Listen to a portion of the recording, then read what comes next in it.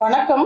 நாங்க பரப்புரைக்கு செல்லும் பொழுது சிலர் எங்க கிட்ட சொல்றது என்னன்னா, நாம் தமிழர் கட்சியோட கொள்கைகள் எல்லாமே நல்லா இருக்கு, நீங்க ஆட்சிக்கு வந்தா நல்லா இருக்கும், ஆனா கிறிஸ்தவர்களுக்கு பாதுகாப்பு காங்கிரசும் திமுகவும் அப்படித்தானே அப்படின்னு சொல்றாங்க. இது உண்மை இல்லை அப்படிங்கிறதுக்கு ஒரு எடுத்துக்காட்ட சொல்ல விரும்புறேன். பொதுவாக நம்ம சமுதாயத்துல தொழுநோயாளிகளை ஒதுக்கிதான் வைப்போம். அப்படிப்பட்டவங்களுக்கு பணிவிடை செய்யணும் அப்படின்னு சொல்லிட்டு ஆஸ்திரேலியால இருந்து இந்தியாவில இருக்கக்கூடிய ஒரிசா பகுதிக்கு வந்து 35 ஆண்டுகள் அந்த மக்களுக்கு பணிவிடை செய்த கிரகாம் ஸ்டெயின்ஸ் மற்றும் அவருடைய 2 மகன்களை எரித்து கொன்று 27 ஆண்டுகள் ஆகிவிட்டது. அவர்களை எரித்து கொன்றது பாஜக ஆதரவு பெற்ற பஜ்ரங் தள் அமைப்பினால மூளை செலவை செய்யப்பட்ட தீவிரவாதிகள். அன்னைக்கு ஒரிசால ஆட்சியில இருந்தது காங்கிரஸ் ஆட்சி, அதே நேரம் மத்தியில ஆட்சியில இருந்தது வாஜ்பாய் தலைமையிலான பாஜக கூட்டணி. உலகம் முழுவதுமா இருந்து அழுத்தம் வந்ததுனால இவங்க அந்த அழுத்தத்தை சமாளிப்பதற்காக அமைக்கப்பட்ட வாத்வா கமிஷன் கொடுத்த அறிக்கையில இவர் எந்த மத மாற்றமுமே செய்யல, தொழுநோயாளிகளுக்கு பணிவிடை மட்டும்தான் செஞ்சாரு அப்படிங்கறத தெளிவாக குறிப்பிட்ட பிறகும் தொடர்ச்சியாக திமுக 14 ஆண்டுகள் மத்தியில் ஆட்சியில இருந்தாங்க, காங்கிரஸ் 10 ஆண்டுகள் மத்தியில் ஆட்சியில இருந்தாங்க.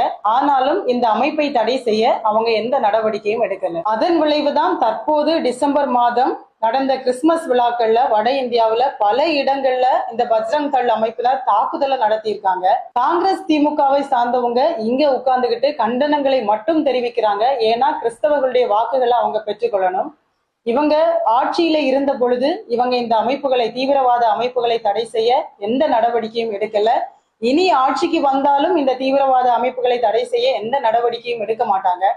பாஜக அரசு இவர்களை நேரடியாக ஆதரிக்கிறாங்க.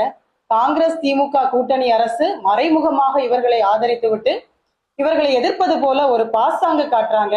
ஏன்னா அப்படி பண்ணாதான் கிறிஸ்தவர்களுடைய வாக்குகளை இவர்கள் தக்க வைத்துக் கொள்ள முடியும். நம்மை காங்கிரஸோ திமுகவோ பாதுகாக்க முடியாது, கடவுள் தான் நம்மளை பாதுகாக்க முடியும். அதனால இந்த முறையாவது மத ரீதியாக வாக்கு செலுத்துறத மாற்றி வச்சுட்டு நாம் அனைவரும் தமிழர்கள், நம்ம இந்துக்கள், இஸ்லாமியர்கள், கிறிஸ்தவர்கள் என்ற பாகுபாடில்லை என்கிற உயரிய சித்தாந்தத்தோடு களம் இறங்கி உண்மையாக மக்களுடைய வரி பணங்களை சுரண்டாது மக்களுக்காக நிற்பவர்கள் யார் என்று பார்த்து வாக்களியுங்கள். நன்றி. திமுக தான் இஸ்லாமிய கிறிஸ்தவ மக்களுக்கு பாதுகாப்புனா அப்ப அல்லாஹ் நமக்கு பாதுகாப்பு இல்லையா? அப்ப இயேசு நமக்கு பாதுகாப்பு இல்லையா?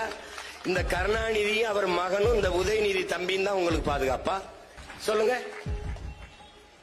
எப்படி நீ நடக்கும்போது உன் முன் நடக்கிறேன் என்று இயேசு சொன்னது பொய். எப்ப உங்களுக்கு முன்னாடி இயேசு போகல, ஸ்டாலின் தான் போறாப்ல.